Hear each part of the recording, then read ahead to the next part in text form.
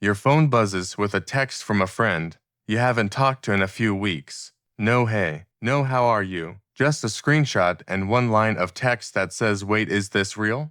The screenshot is from some website, a net worth percentile calculator, and it's showing a chart with a little marker showing where a specific dollar amount falls compared to every other American household at the same age.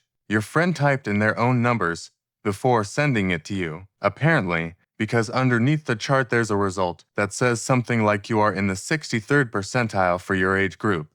And now you're sitting there with your thumb hovering over the reply button because you have never actually calculated your own percentile. You've thought about your net worth in isolation plenty of times. Is it going up? Is it enough? Should you be stressed? But you have never actually seen where your specific number lands on the full distribution curve of every household in America who shares your age. And there's something about seeing an actual position on an actual curve, rather than just a number floating in isolation, that hits differently. So, today, we're going to build that exact picture for you. Not a vague sense of where you stand, an actual percentile breakdown, using real Federal Reserve distribution data, so that by the end of this video, you know exactly where your number falls on the curve. Not just whether it's going up or down. My name is Sig and I spend way too much time thinking about money, the actual distribution of wealth across American households, and why almost nobody has ever seen a real percentile breakdown of net worth despite how genuinely useful that information is. If you have ever wondered exactly where your specific number lands compared to everyone else your age, not a vague sense of it, an actual percentile position, subscribe to this channel right now and give this video a thumbs up if this finally gives you the clarity that vague comparisons never could. Because a median tells you the midpoint. A percentile tells you your actual place in line. We've talked on this channel before about why the median is a more honest number than the average when it comes to net worth. The median describes the household standing exactly in the middle when you line everyone up from lowest to highest. But here's what the median alone doesn't tell you. And it's a meaningful gap in understanding. Knowing the median tells you one single point on the curve. It doesn't tell you how steep the curve is on either side of that point. And it doesn't tell you where your specific number falls relative to that curve. Two people can both be below the median and be in dramatically different positions. Someone at the 40th percentile is meaningfully closer to the middle of the pack than someone at the 5th percentile, even though both are technically below median. A single median figure flattens all of that nuance into one number. A full percentile breakdown restores the nuance. It shows you the entire shape of the distribution and exactly where you land inside it, which is a fundamentally more useful piece of information than knowing you're simply above or below one single midpoint. Let me describe what the actual shape of the net worth distribution looks like in America, because understanding the shape itself changes how you interpret every percentile figure I'm about to give you. Wealth distribution in the United States is not a bell curve. It is heavily right-skewed, meaning there is a long tail of extremely wealthy households stretching far to the right, while the vast majority of households are clustered in a much narrower range toward the lower and middle portions of the curve. This is the exact reason averages are so misleading in wealth conversations.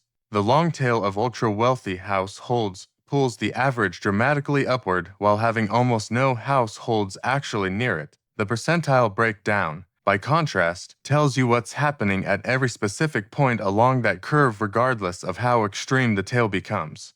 Once you see the actual percentile figures, you'll notice something that surprises most people the first time they see it laid out clearly. The gap between the 50th and 75th percentile is often smaller in absolute dollar terms than the gap between the 90th and 99th percentile.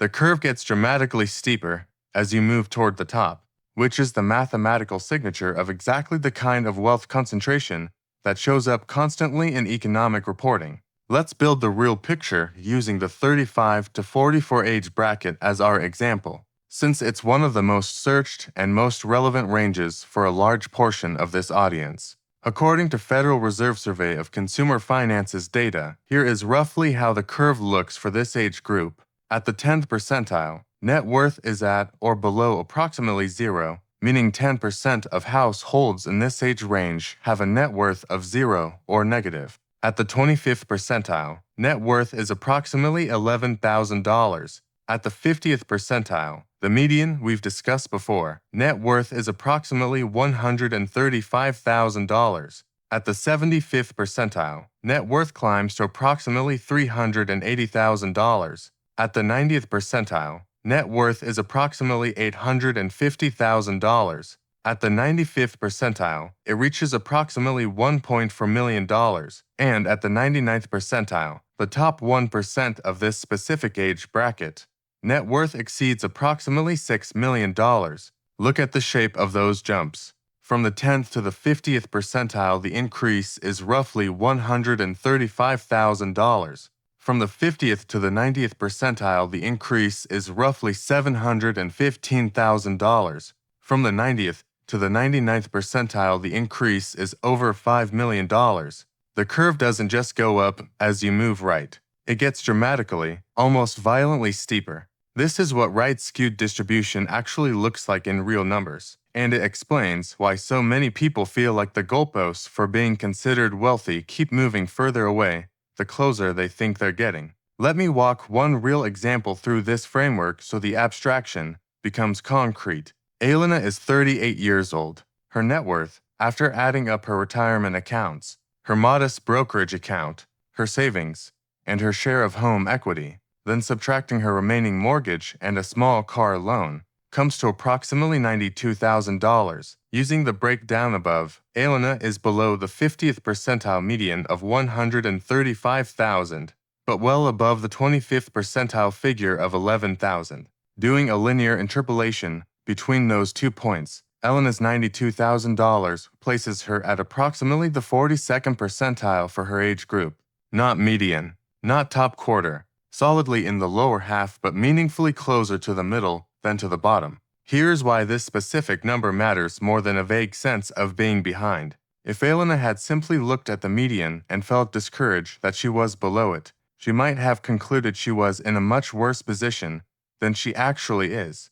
Being at the 42nd percentile means 58% of households her age have more net worth than she does, which sounds discouraging in isolation, but it also means 42% of households her age have less. She is closer to the middle of the actual distribution than a simple below-median framing would suggest, and understanding her precise position, rather than a vague sense of falling short, gives her a genuinely more accurate and frankly less alarming picture of where she actually stands. Here's the deeper reason a percentile framework is more useful than staring at your raw net worth number in isolation. A raw number has no context. $92,000 sounds like a specific, meaningful figure, but without a reference point, it's impossible to know whether that represents strong progress, average progress, or being significantly behind for your specific age and circumstances. A percentile immediately embeds the context. It tells you not just what you have, but how that compares to the full range of outcomes for people in a genuinely similar position. This matters because financial decisions are relative in a way that raw numbers obscure. Someone at the 75th percentile for their age group has meaningfully more flexibility, more options, and more of a cushion than someone at the 40th percentile, even if the actual dollar gap between them feels almost arbitrary when you first look at the two numbers side by side. Percentile position also does something psychologically important that a raw number alone cannot do. It replaces a vague, anxiety-inducing sense of not knowing where you stand with a specific, calculable, and ultimately manageable piece of information. Vague anxiety about money is one of the most corrosive experiences most people carry around without realizing it. A specific percentile position, even an uncomfortable one, is almost always less distressing than the vague uncertainty it replaces, because specific information can be acted on in a way that vague anxiety cannot. Here's something that surprises almost everyone who sees a full percentile breakdown for the first time. The threshold to reach the top 10% of net worth for a given age bracket is dramatically lower than most people assume based on cultural depictions of what qualifies as wealthy. Using our 35 to 44 bracket example, The 90th percentile threshold is approximately $850,000. That is a genuinely significant amount of money and represents real financial security. But it is not the yacht and private jet lifestyle that popular culture associates with being in the top 10% of anything. It's often a paid-off or nearly paid-off house, a well-funded retirement account built over 15 to 20 years of consistent contributions, and a modest but real investment portfolio. The reason this surprises people is that public visibility of wealth is dominated almost entirely by the 99th percentile and above, the people whose lifestyles actually appear in media, social platforms, and popular culture. The vast majority of households sitting comfortably in the top 10 to 20% of their age group are living lives that look completely unremarkable from the outside. Reasonable houses, reasonable cars, no particularly flashy visible signals of wealth. This is part of why so many genuinely financially secure people underestimate their own position. They're comparing themselves to the visible 1% rather than understanding that they are, statistically, doing dramatically better than the vast majority of their actual peer group. Let me walk you through exactly how to do this calculation for yourself using the same method I used for Elena. First, calculate your actual net worth, everything you own minus everything you owe, using real current values, not aspirational ones. Second, find your age bracket's percentile breakdown.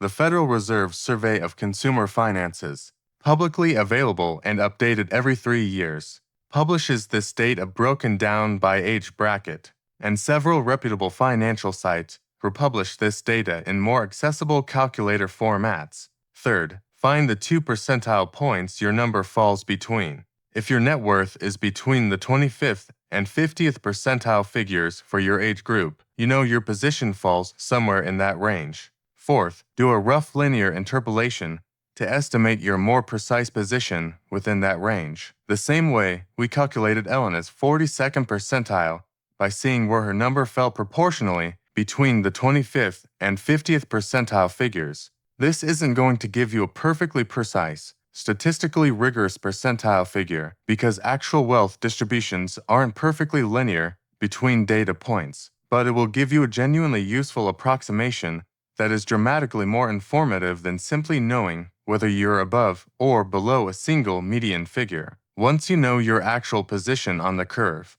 here's how that information should actually change your approach going forward. If you're in a lower percentile than you expected, the useful response is not despair. It's identifying the specific highest leverage change available to you given your specific situation. For most people below the 50th percentile in their age bracket, the two most common contributing factors are either high-interest consumer debt consuming resources that could otherwise be building net worth, or a savings and investment rate that hasn't yet had enough time or consistency to build meaningful momentum. Both of these are addressable, and understanding your actual percentile position, rather than a vague sense of being behind, allows you to set a specific and realistic target for where you want to be in 5 or 10 years, and to actually track your progress along the same curve rather than chasing an abstract feeling of doing better. If you're in a higher percentile than you expected, the useful response is not complacency.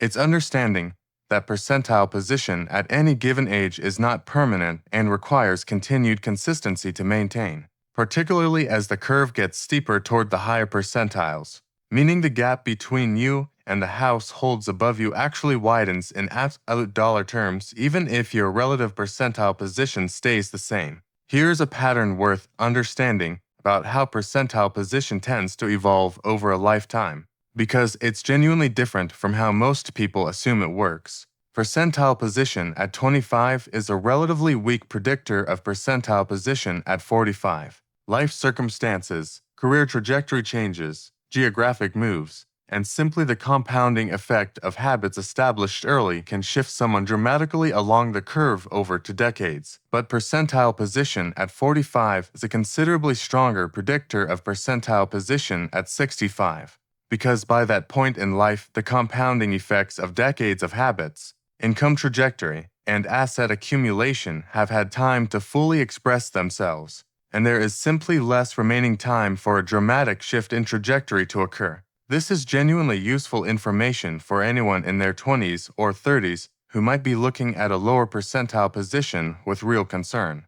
There is meaningfully more room to move along the curve at that age than there will be later, which is exactly why the specific behaviors, savings rate, debt avoidance, consistent investing, that we've discussed on this channel repeatedly matter more the earlier they're established. Even if their immediate impact on your current percentile position feels small in any given year, vague uncertainty about where you stand financially, genuinely one of the more quietly stressful experiences most people carry without ever addressing it directly. Not knowing whether you're doing fine, doing poorly, or somewhere in between creates a background hum of anxiety that colors financial decisions in ways that are hard to notice until you replace that vagueness with a specific, calculable answer. Your actual percentile position, calculated honestly using real distribution data for your specific age group, replaces that vague uncertainty with something concrete and, more importantly, something actionable.